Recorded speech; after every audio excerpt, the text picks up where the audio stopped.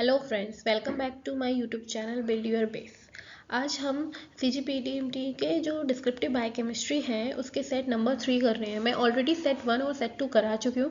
अगर आपने वो नहीं देखा है तो आप डिस्क्रिप्शन पे दिए गए लिंक को क्लिक करके देख सकते हैं। और अगर आपको इन सेट्स की PDF चाहिए तो आप मेरे टेलीग्राम चैनल को ज्वाइन कर सकते हैं और वहाँ पर मैं आपको ये PDF आपको आसानी से मिल जाएगी, वहाँ ऑलरेडी है।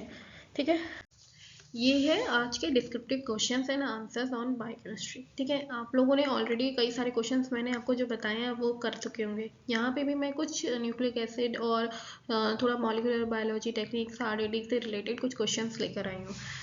ठीक है, चलिए फर्स्ट क्वेश्चन क्या है, explain the structure of nucleotide and how nucleotides are linked to form polynucleotide chain in DNA and RNA।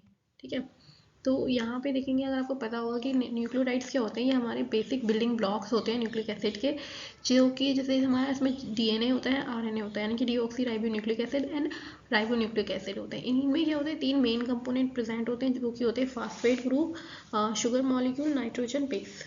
ठीक है, और ये स्ट्रक्चर है। स्ट्रक्चर मस्ट है, अगर आपको आता है देन वेल एंड गुड। आप कोशिश करिए कि आप कुछ कुछ स्ट्रक्चर्स तो एटलीस्ट आप बनाकर आए ही। इसमें आप देख सकते हैं जैसे कि जो न्यूक्लियोटाइड्स होते हैं वो एक दूसरे से लिंक्ड होते हैं फास्फोडाइस्टर लिंकेज के थ्रू। ठीक है, तब जब ये एक न्यूक्लियोटाइड एक दूसरे न्यूक्लियोटाइड से अटैच होकर पॉलीन्यूक्लियोटाइड चेन बनाता है। ठीक है, जैसे यहाँ पे आप नीचे भी देख सकते हैं कि पॉलीन्यूक्लियोटाइड चेन है, यहाँ पे बहुत सारे न्यूक्लियोटाइड मिल गए और वो एक फास्फोडाइस्टर लिंकेज के थ्रू ज्वाइन हुए हैं and then they form polynucleotide like DNA और RNA सिमिलरली। ठीक है, let's Question number 2. How does DNA packaging and organization contribute to the regulation of gene expression in eukaryotic cell? जो DNA packaging और organisation होता है ना, ये बहुत ही इंपॉर्टेंट रोल प्ले करता है जीन एक्सप्रेशन की रेगुलेशन के लिए। ठीक है, होता क्या है ना, जीन एक्सप्रेशन, इसमें क्या होता है कि जो भी हमारी जो इन्फॉर्मेशन होती है वो जीन में इनकोड होती जाती है और उसका यूज़ किया जाता है सिंथेसिस करने के लिए functional gene product like RNA molecules, proteins, ये सब सिंथेसिस के लिए यूज़ होता है।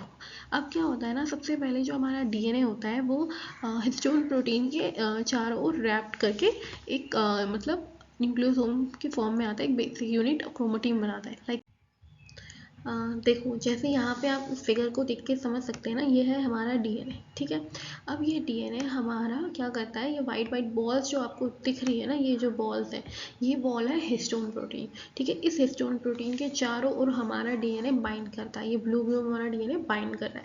अब ऐसे ही हमारे बहुत सारे बाइंडिंग के बाद हमारा ये जो यहाँ पे हमारा ये न्यूक्लियोसोम बनाता है, ये न्यूक्लियोसोम हमारा क्रोमेटिन बन जाता है। अब ये क्रोमेटिन अगेन फोल्ड होके एक लूप का फॉर्म ले लेता है। अभी अगर आप ये लूप्स देखेंगे ना, तो ये लूप कुछ इस तरीके से स्ट्रक्चर आ रहा है एंड अगेन, क्योंकि ये हमारा कंटिन्यू फोल्ड होता है अंटिल इट बिकम क्रोमोसोम, जब तक ये क्रोमोसोम बन नहीं जाता। ठीक है, तो यहाँ पे ये अगेन फोल्ड होता है एंड देन ये कंडेंस क्रोमेटिन लूप्स बन जाता है, क्योंकि इसका बहुत ज़्यादा कंडेंस फॉर्म ये है और इसका भी बहुत ज़्यादा कंडेंस फॉर्म हमारा क्रोमोसोम है। तो आप ये देख सकते हैं कि यहाँ पे कितने सारे बाइंड हो गए हैं, कंडेंसली बाइंड हो गए हैं, तो ये हमारा क्रोमोसोम बन गया। अब मैं आपको ये एडवाइस तो ज़रूर दूंगी कि प्लीज़ ये सारे टॉपिक्स एक बार कर लीजिए रिवीजन। इसके अलावा आप अपनी तैयारी तो करते ही रहिए, बेस्ट होगा, क्योंकि मैं तो यहाँ पे आपको सारे टॉपिक से रिलेटेड एक ऐसे ऐसे क्वेश्चन ला रही हूँ जो कि आपको उस टॉपिक और उसके आसपास के टॉपिक को कवर कर दें। ये अगर ऐसे कुछ टॉपिक्स आ जाते हैं जिसका आंसर आपके मेरे क्वेश्चन से मिलता जुलता होगा, तो आप ये पुट कर सकते हैं आंसर्स। ठीक है, then next question number 3. Explain the concept of DNA fingerprinting and its application in forensics and paternity testing. देखो, DNA फिंगरप्रिंटिंग तो हम सबको पता है कि हम DNA प्रोफाइलिंग और DNA टाइपिंग के लिए यूज़ करते हैं। बेसिकली क्या होता है कि हम सबकी बॉडी में एक डिफरेंट टाइप का DNA प्रेजेंट होता है, यानी कि यूनिक पैटर्न प्रेजेंट होता है। तो उसको फाइंड करने के लिए हम इस टेक्निक का यूज़ करते हैं। लाइक इसका यूज़ हम पैटर्निटी टेस्ट में भी करते हैं कि अगर आपको जानना है कि अपने पेरेंट्स के हैं, बच्चे हैं या नहीं, या वॉट एवर द थिंग। ठीक है, सेकेंड क्राइम, फॉरेंसिक्स में यूज़ होता है जिसमें क्राइम। ठीक है, क्राइम के लिए क्या होता है कि बहुत सारे ऐसे क्राइम्स होते हैं जिसमें आपका ब्लड, फ्लूइड, हेयर सीरम, तो इन सब की टेस्टिंग के लिए ही वो किसका है, एविडेंस के प्रूफ में, और ऐसे बहुत सारी चीज़ों के लिए ये यूज़ होता है। एंड ऑब्वियसली इंडिविजुअल्स की क्या कहते हैं कंपेयर करने के लिए यूज़ होता है, आपकी स्टडीज़ के लिए यूज़ होता है। बहुत सारे केसेस होते हैं ऐसे जो मर्डर केसेस होते हैं, मतलब ठीक है, या आप अपने हिसाब से थ्योरेटिकली कुछ भी डाल सकते हैं, अपने हिसाब से जितना आपके माइंड में उसका कॉन्सेप्ट आता है आप वो ऐड कर सकते हैं। देखो यहाँ पे मैंने बता दिया कि जैसे कि पैटर्निटी टेस्टिंग में भी यूज़ होता है, मैंने पीछे भी आपको बताया, अब यहाँ पे भी एक बार पढ़ सकते हैं, ठीक है। एंड देन कैसे यूज़ होता है ये थोड़ा सा मैंने आइडिया ज़्यादा नहीं बट डिटेल्स नहीं दिया है, कि सिंपल दिया है कि लाइक सैम्पल कलेक्शन होता है, उसका एक्सट्रैक्शन होता है डीएनए का, फिर एम्प्लीफिकेशन होता है, उसके लिए कई सारे मेथड्स होते हैं, एसटीआर यूज़ कर सकते हैं, वेरिएबल टैंडम रिपीट्स भी यूज़ करते हैं नंबर, और PCR, the most common method is PCR, ठीक है। जनरल मेथड है पीसीआर, अगर आपको प्लीज़ इसे पढ़ जरूर लेना पीसीआर वाले टॉपिक को भी, ठीक है, क्योंकि आ सकते हैं इससे भी क्वेश्चंस। एंड यही कि हम क्या करते हैं, पीसीआर किया, एम्प्लीफिकेशन किया, फिर फ्रैगमेंट का सेपरेशन होता है, फिर हम उसको जेल के थ्रू चेक कर सकते हैं, एनालिसिस कर सकते हैं, जो भी हमारा रिजल्ट आया उसका कितना नंबर ऑफ साइज और नंबर और साइज कितना है फ्रैगमेंट का, कितने इससे कंपेयर करना है, कौन से सैंपल से मैच करना है, ये सब चीज़ें आप इससे कर सकते हैं।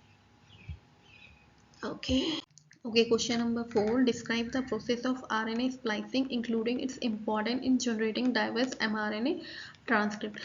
बेसिकली जब आरएनए का यानी कि हमारे जो यूकैरियोटिक सेल के जो मैसेंजर आरएनए है ना, उसका मैच्योरेशन होता है, तो इसमें आरएनए स्प्लाइसिंग की प्रोसेस होती है। बेसिकली क्या करते हैं इस प्रोसेस में, जो हमारे आरएनए में एक्सॉन और इंट्रॉन प्रेजेंट होते हैं, ठीक है। एक्सॉन होता है हमारा कोडिंग रीजन और इंट्रॉन होता है हमारा नॉन कोडिंग रीजन।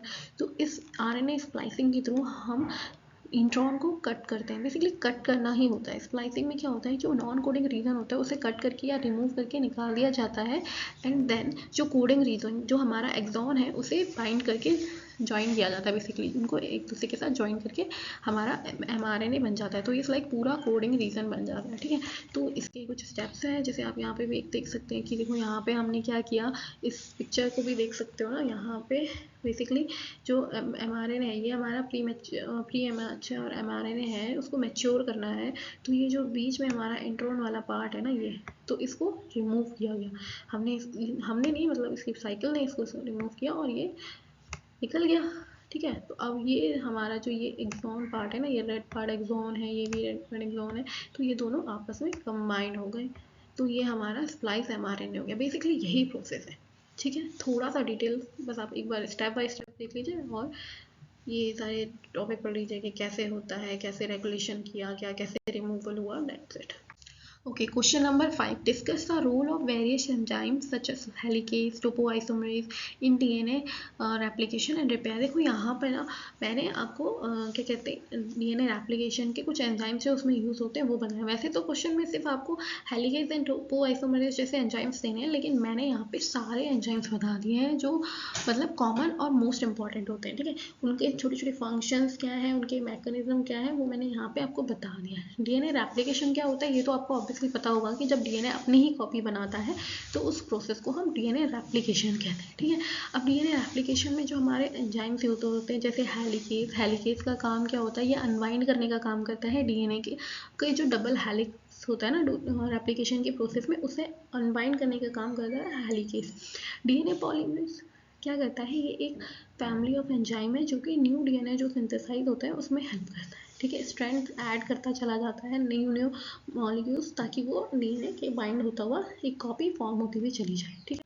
देखो यहाँ पे हमने कुछ एंजाइम्स दिए हैं जैसे कि primase, DNA ligase and DNA repair के लिए यूज़ होता है डीएनए गायरेज, ठीक है। तो ये प्राइमेज होता है जो यूज़ होता है इनका। प्राइमेज का काम क्या होता है ना, बेसिकली जो हमारा शॉर्ट आरएनए प्राइमर होता है जो कि कॉम्प्लीमेंट्री होता है तो डीएनए उसको सिंथेसाइज करने का काम होता है, क्योंकि जैसे अगर हमारे हेलिकेज एंजाइम ने ब्रेक किया हमारे डीएनए स्ट्रैंड को, वो 2 पार्ट्स में होता है, तो जब हम रेप्लिकेशन की प्रोसेस स्टार्ट कर रहे होते हैं तो उसके लिए हमें एक स्टार्टर की तरह चाहिए, ज़रूरत होती है कॉम्प्लीमेंट्री स्ट्रैंड की, उसे हम प्राइमर कहते हैं। तो वो जो प्राइमर उस पर जाके अटैच करता है और तब उसी प्राइमर से हमारी अदर रिएक्शन यानी कि एम्प्लीफिकेशन की रिएक्शन स्टार्ट हो जाती है कि वो अपना रेप्लिकेशन बनाना शुरू कर देता है। तो उसके लिए जो हमें एंजाइम यूज़ होता है दैट इज़ प्राइमेज, ठीक है। देन डीएनए लाइगेज क्या करता है, जो हमारे ओकाजाकी फ्रैगमेंट्स होते हैं उनको ज्वाइन करने का काम करता है। ओकाजाकी फ्रैगमेंट्स होते क्या है, ये वो होते हैं जो कि जैसे आपके न्यूक्लियोटाइड जब डीएनए रेप्लिकेशन चल रहा होता है तो न्यूक्लियोटाइड्स अटैच होते हैं, तो लेकिन कुछ ऐसे न्यूक्लियोटाइड्स होते हैं जिनके बीच गैप रह जाता है, उस गैप को हम फिल करने के लिए हम डीएनए लाइगेज का यूज़ करते हैं, ठीक है। डीएनए रिपेयर के लिए डीएनए गायरेज यूज़ होता है। गायरेज का काम क्या होता है ना, बेसिकली जो भी सुपर कॉइलिंग हो जाए या डीएनए रेप्लिकेशन के टाइम या कोई नेगेटिव सुपर कॉइलिंग हो उस टाइम पे उसको हेल्प करने उसको मतलब हेल्प करता है और उसको रिपेयरिंग करने काम करता है, ठीक है। और डीएनए टोपो आइसोमेरेज फर्स्ट, यहाँ पे क्या है ना, टोपो आइसोमेरेज डीएनए टोपो आइसोमेरेज का काम क्या होता है कि सुपर कॉइलिंग जब होती है ना डीएनए की, जैसे लाइक क्रोमोसोम फॉर्म कर रहा होता है, तो उसमें उसको रिलैक्स करने में हेल्प करता है ताकि वो उसका कोई भी सिंगल स्ट्रैंड ब्रेक ना हो, ठीक है। और वो अलाउ करता है डीएनए को रोटेट करने के लिए, ठीक है। एंड देन ऐसे ही हमारे न्यूक्लियोटाइड एक्सिशन रिपेयर्स होते हैं, एंजाइम्स होते हैं, ये भी डीएनए रिपेयर में मैकेनिज्म में बहुत हेल्प करते हैं, ठीक है। जो भी डैमेज होता है या कहते हैं यूवी ये थायमिन डाइमर्स वगैरह अगर ऐड हो जाते हैं तो उनको रिमूव करना और उनमें हेल्प करने का काम करता है हमारे ये न्यूक्लियोटाइड एक्सिशन रिपेयर्स। और डीएनए मिसमैच रिपेयर तो आपको पता ही है कि अगर आपका क्या कहते हैं, सपोज अगर कोई रॉन्ग न्यूक्लियोटाइड रॉन्ग उससे अटैच हो जाए तो मिसमैच रिपेयर करने के लिए हमारा ये फंक्शन यूज होता है, ठीक है। और question number 6, how is recombinant DNA technology used in agriculture to enhance crop traits और यील्ड, ठीक है। जो रिकॉम्बिनेंट डीएनए टेक्नोलॉजी होता है उसका यूज़ एग्रीकल्चर में कैसे होता है एंड वो कैसे इनहेंस करता है क्रॉप यील्ड्स को, ठीक। तो जो रिकॉम्बिनेंट डीएनए टेक्नोलॉजी होती है उसे हम जेनेटिक इंजीनियरिंग और जेनेटिक मॉडिफिकेशन भी कहते हैं, जिसका काम मतलब जिसका यूज़ ना एग्रीकल्चर में बहुत ज़्यादा होता है कि क्रॉप इम्प्रूव करने के लिए या उसकी ट्रेड को इन्हेंस करने के लिए यूज़ होता है बेसिकली, ठीक है। करते क्या है इसमें ना कि इसमें हम कोई फॉरेन जीन लेते हैं जिसको हम इंट्रोड्यूस करते हैं डीएनए में, ठीक है, उस ऑर्गेनिज्म के, और उसका जो एक्सप्रेस होके हमारा एक नया ट्रेट फॉर्म होता है या फिर एक मॉडिफिकेशन फॉर्म होता है। लाइक अगर आपने कोई एक जीन डाला किसी में, कोई अच्छी यील्ड वाला जीन डाला किसी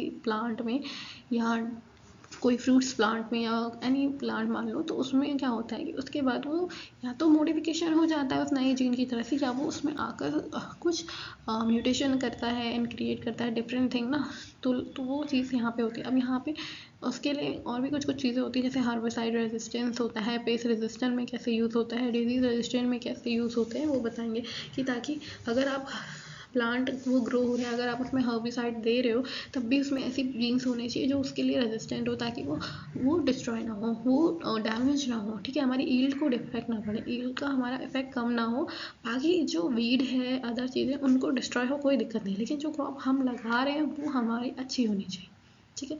तो वो सब चीज़ें इसमें इसके थ्रू होती हैं। इसका यूज़ होता है न्यूट्रिशन कंटेंट इम्प्रूव करने के लिए, जो स्ट्रेस टॉलरेंस होते हैं उनके लिए इम्प्रूव करना होता है, and improve self life quality. Obviously ये तो हमारा मैटर है, हमें चाहिए कि हमारा प्लांट अच्छे से लंबे टाइम तक रहे और उसकी जो क्वालिटी हो वो बहुत अच्छी हो, और जो भी फ्रूट्स अगर वगैरह फ्रूट्स हैं या कुछ है तो उसकी सेल्फ लाइफ अच्छी हो, तो उस सब के लिए हमारा। Question number 7, explain the principle and application of CRISPR-Cas9 technology in genome editing, ठीक है। तो इसका क्या होता है ना कि CRISPR-Cas9 टेक्नोलॉजी क्या है, एक रिवोल्यूशनरी जीनोम एडिटिंग टूल है जो कि अलाउ करता है डीएनए मॉडिफिकेशन में किसी भी ऑर्गेनिज्म के जीनोम के अंदर, ठीक है, किसी भी ऑर्गेनिज्म के जीनोम में बेसिकली। तो इसमें क्या होता है, ये जो टेक्निक है ये डिराइव कहाँ से हुई थी, ये बैक्टीरिया और आर्किया के डिफेंस मैकेनिज्म से डिराइव हुई थी, जो कि उसका मैकेनिज्म अगेंस्ट वायरस था। तो अब इसमें होता क्या है, इसमें हम आरएनए लेते हैं और बहुत सारे कैस प्रोटीन्स लेते हैं जैसे इंक्लूडिंग Cas9, ताकि वो उसको फेंड ऑफ करे अटैक को, ठीक है। यहाँ पे अगर आप देख सकते हैं तो इसका प्रिंसिपल आप थोड़ा पढ़ लेना। बेसिकली क्या होता है कि हमारा एक स्मॉल आरएनए मॉलिक्यूल होता है जिसे हम गाइड आरएनए भी बोलते हैं, जो कि डिज़ाइन होता है कॉम्प्लीमेंट्री टारगेट डीएनए सीक्वेंस का, जो कि हमारा टारगेटेड है। टारगेट जो डीएनए सीक्वेंस होता है हमें जिसे मॉडिफाई करना होता है ना उसके लिए कॉम्प्लीमेंट्री स्ट्रैंड बना होता है, इसीलिए उसे हम गाइड आरएनए भी बोलते हैं, ठीक है। अब इसकी न्यूक्लिक एक्टिविटीज़ क्या होती हैं कि ये क्या कहते हैं, एक एंजाइम है जो कि सीजर और न्यूक्लियस की तरह वर्क करता है। बेसिकली क्या करता है, जो चीज़ हमें नहीं चाहिए उसे कट करने का काम करता है, जो सीक्वेंस हमें नहीं चाहिए उसे कट करने का काम करता है, एंड देन मॉडिफिकेशन में यूज़ होता है, ठीक है। और जैसे सेलुलर मैकेनिज्म हमारा क्या होता है कि जब हमारा रिपेयर मैकेनिज्म चल रहा होता है तो जो नॉन होमोलोगस एंड जॉइनिंग होती है और होमोलॉजी डायरेक्ट रिपेयर्स होते हैं वो उनको एम्प्लॉय या फिक्स एंड ब्रेक करने का काम करता है, ठीक है। जो फिक्स ब्रेक जो हमारे ऊपर न्यूक्लिक एक्टिविटी के थ्रू कट हुआ उन्हें रिपेयर करने का काम हमारा ये मैकेनिज्म करती है, सेलुलर रिपेयर मैकेनिज्म करती है। अभी तो क्योंकि हमारे पास एग्ज़ाम है, हमारे पास टाइम नहीं है कि हम इतना ज़्यादा मैं डिटेल में आपको ये समझाऊँ, अदरवाइज लेटर हम इस ऐसे छोटे छोटे टॉपिक्स को कवर कर लेंगे कभी। फ़िलहाल के लिए आप अपने एग्ज़ाम के लिए इनको पढ़ लीजिए और एक बार रिवीजन कर लीजिए बेसिकली, ठीक है। कि क्रिस्पर्स की जो Cas9 टेक्नोलॉजी है उसके एप्लीकेशंस क्या हैं, वो यहाँ पे आपको बताया है कि लाइक जीन नॉकआउट में यूज़ होता है, जीन एडिटिंग में यूज़ होता है, फंक्शनल जीनोमिक्स में यूज़ होता है, एग्रीकल्चर में भी यूज़ होता है कि हम क्या करते हैं, हमें जो क्रॉप हमें चाहिए या जो ट्रेड चाहिए हम उसके लिए ये यूज़ करते हैं। ठीक है, हमें क्योंकि हमें अगर इंक्रीज़ करना है यील्ड को, इम्प्रूव करना है न्यूट्रिशनल कंटेंट को, डिज़ीज़ फ्री बनाना है, पेस्ट फ्री बनाना है, तो हम उसके लिए ये टेक्निक्स यूज़ करते हैं। ऑर्गेनिज्म इंजीनियरिंग में यूज़ करते हैं, बायो इंजीनियरिंग में भी यूज़ करते हैं, फिर डिज़ीज़ मॉडलिंग लाइक मेडिसिन का अगर आप बना रहे हो उसकी डॉकिंग वगैरह तो उसके लिए भी यूज़ हो जाता है। ठीक है, क्योंकि एडिटिंग है, हम किसी भी DNA सीक्वेंस को लेके कुछ भी मॉडिफाई करके हम कुछ भी बना सकते हैं इस थ्रू के, तो वो काम हम इसमें करते हैं। लाइक हमें जो ट्रेड चाहिए होती है, जो पर्टिकुलर ट्रेड चाहिए वो उसको एडिट करके बनाने का काम ही तो होता है इसके अंदर। तो बस यही है। Question number 8. Discuss the concept of an expression vector and its role in producing recombinant protein. ठीक है, क्या होता है ना कि जो हमारा जो एक्सप्रेशन वैक्टर होता है वो स्पेसिफिकली डिज़ाइन DNA मॉलिक्यूल होता है जिसमें जिसे इंट्रोड्यूस किया जाता है एक स्पेसिफिक जीन के लिए। ठीक है, अब इसमें क्या होता है कि जो स्पेसिफिक जीन होता है इसमें एक इनकोडिंग प्रोटीन होता है जो कि हमारे होस्ट ऑर्गेनिज्म के इंटरेस्ट का होता है, और वो वहाँ जाके मतलब वो एक्सप्रेस करता है उस तरह का प्रोटीन जो उसे चाहिए होता है। ठीक है, जो एक्सप्रेशन वैक्टर है ये क्या करता है, ये क्रूशियल रोल प्ले करता है हमारा मॉलिकुलर बायोलॉजी में, बायोटेक्नोलॉजी में, and particularly in production of recombinant proteins.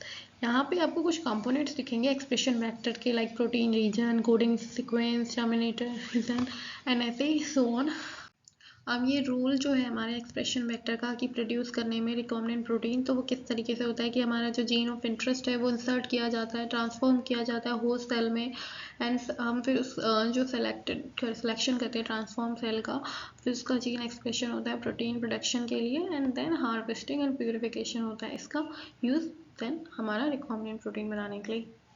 And types of expression system कितने टाइप के होते हैं, बेसिकली ये प्रोकैरियोटिक सिस्टम होता है, यूकैरियोटिक सिस्टम होता है, इंसेक्ट सेल होता है, ये हमारे 3 टाइप के सिस्टम्स होते हैं। एंड आप इन सबका थोड़ा सा डिटेल पढ़ लेना, रूल पढ़ लेना अच्छे से, और प्लीज़ इनका अच्छे से रिवीजन कर लेना।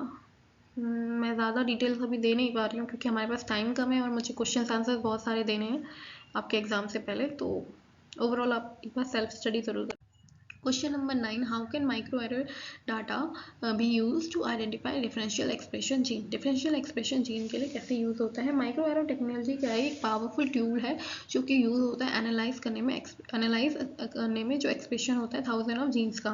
ठीक है, तो ये बेसिकली क्या होता है, हमारी जो माइक्रोएरो प्लेट होती है उसमें हम DNA या RNA यानी कि जो हमारा जेनेटिक मटीरियल है हम उसमें इंसर्ट करते हैं थोड़ा सा, उसके जो सॉलिड सरफेट है वहाँ पे डाल के, और एक एरे तैयार करते हैं, जिससे एरे करने की यानी कि एरे क्रिएट करते हैं और उससे हमारा हाइब्रिडाइजेशन कराते हैं लेबल्ड RNA और DNA जो कि हमें हमारा जो इंटरेस्ट है उस सैम्पल का। ठीक है, देन हमारा माइक्रो एरे डाटा यूज़ होता है आइडेंटिफाई करने के लिए। अब इसके लिए आप देखो कैसे होता है, ये आपके छोटे छोटे स्टेप में मैंने बता रखा है, लाइक सैम्पल प्रिपरेशन कैसे होता है, हाइब्रिडाइजेशन कैसे होता है, और स्कैनिंग, इमेज एनालिसिस, और ये सब इसमें अच्छे से बता रखा है, एक बार आप पढ़ लेना। PDF के लिए प्लीज़ मेरे टेलीग्राम चैनल को ज्वाइन कर लीजिए, मैं लेक्चर के कुछ ही देर में PDF दे देती हूँ। ठीक है, वहाँ पे तो आप उसको पढ़ लीजिए कि कैसे ये सब डिटेल में आपको मिल जाएगा। अदरवाइज़ अगर आपको नहीं ज्वाइन करना है तो आप स्क्रीनशॉट लेके भी पढ़ सकते हैं, बट प्लीज़ रिवाइज ज़रूर कर लें। Question number 10. In what scenario might microarray still be preferred over other gene expression profiling method? While क्या होता है, न्यू टेक्नोलॉजी आई है हमारी, जैसे कई सारी न्यू टेक्नोलॉजीज आ गई, लाइक RNA सीक्वेंसिंग रिसेंटली बहुत उससे पॉपुलर है, तो बट स्टिल हम माइक्रो एरे यूज़ करते हैं जब हमें किसी स्पेसिफिक सिनेरियो के लिए यूज़ करना होता है, लाइक हमारा कुछ ऐसा जीन एक्सप्रेशन सर्च करना होता है, तो उसके प्रोफाइलिंग मेथड के लिए बेसिकली यूज़ होता है। रीज़न क्या है, ये बहुत कॉस्ट इफेक्टिव है, ये इतना ज़्यादा कॉस्ट इफेक्टिव है then compare to RNA sequencing. ठीक है, इसमें आप लार्ज नंबर ऑफ सैम्पल्स एक ही टाइम पे कर सकते हो माइक्रोएरो में। और थ्रूआउट क्या है, थ्रूपुट क्या है, ये माइक्रोएरो सूटेबल है, हाई थ्रूपुट एक्सपेरिमेंट है, और ये आप बहुत सारे 1000 जीन्स एक टाइम पे कर सकते हो, तो उसका इफेक्ट है।